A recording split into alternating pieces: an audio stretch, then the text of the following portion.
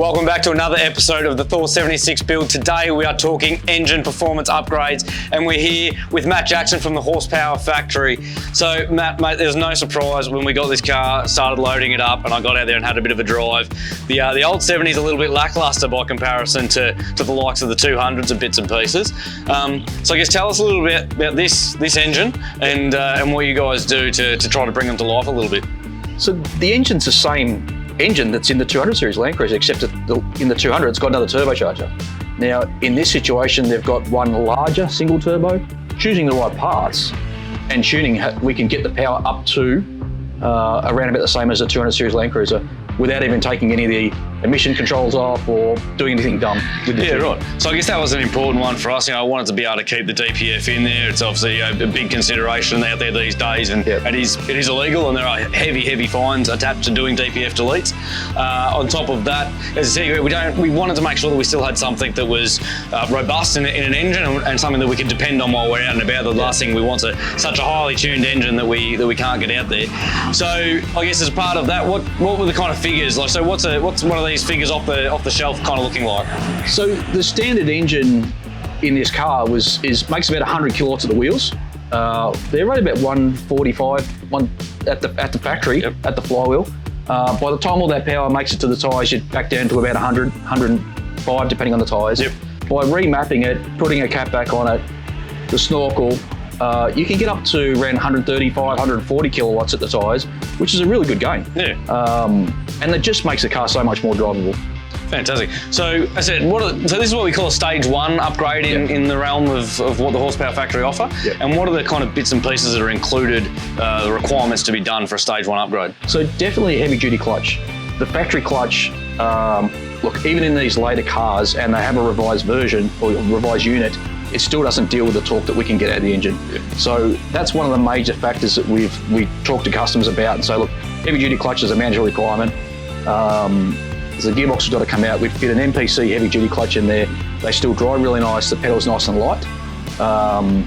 Honestly, you'd never have a problem with the clutch. Absolutely. So, didn't tell it at all realistically getting in. I remember the first time I came and went for a drive around the block, and that was the first thing I was expecting, was to really feel a change in the driving. But definitely not the case. I agree. A very nice light clutch. Yeah. So the pedal's nice.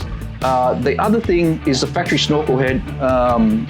They are quite restrictive on those cars. Yes. So by replacing that, and even not having to do a full snorkel if you didn't want it to, but the snorkel head itself, turf that, put a high flowing unit on the top, and that helps that engine breathe, particularly in the higher RPM. Yep. And what about exhaust? What are we doing there? So with this one, we've, as you said before, has kept it legal. We leave the DPF in situ, and all we've done is replaced from behind the DPF to the back of the exhaust. So what they call typically a cat back. Mm-hmm. With these, you can run no mufflers because the DPF is a really good muffler. Yes. And then the world's best muffler is just in front of that, the turbocharger. So so it's still got a nice note, but not over the top. So you take all the mufflers out of it, and they flow and they make good power. I guess the last one, if it's easy enough to explain, is what's actually involved in the mapping process? Like, what are we actually doing when we're remapping a vehicle? We're going to optimise fueling. Mm-hmm. So the air-fuel ratio, we're going to optimise boost pressures. There's some torque tables we can change. So fueling gets changed by, we do a bit about pressure, a bit about injector duty cycle, so the time the injectors are open, and then we turn the boost up a little bit. So with a diesel, the more fuel you shove in it, the more power it's going to make. But then you start to hit that point where it starts to get hot, like the mixture gets hot, and then you can hurt the engine.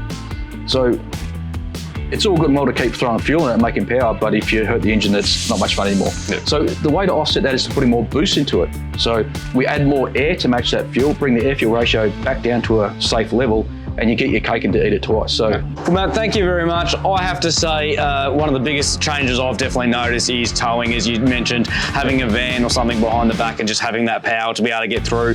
The limitation in needing to downshift when you hit some of those hills, especially even in low range when you're actually out there on the tracks, and you can get that much further in third gear when you've really got the power being delivered through it. So, mate, thank you very much. Thanks for spending some time and talking through it, and for helping us get the Thor 76 up to where it is. It's been a great thing to have added to it, to what it is. All right, well, that closes off this episode talking everything power and tuning on the Thor 76 down here at the Horsepower Factory. If you've got any questions, please hit us in the comments below. We'll help out. Or come on, drop down here and see Matt and the crew at the Horsepower Factory about your rig. Thanks for tuning in, and we'll see you on the next one.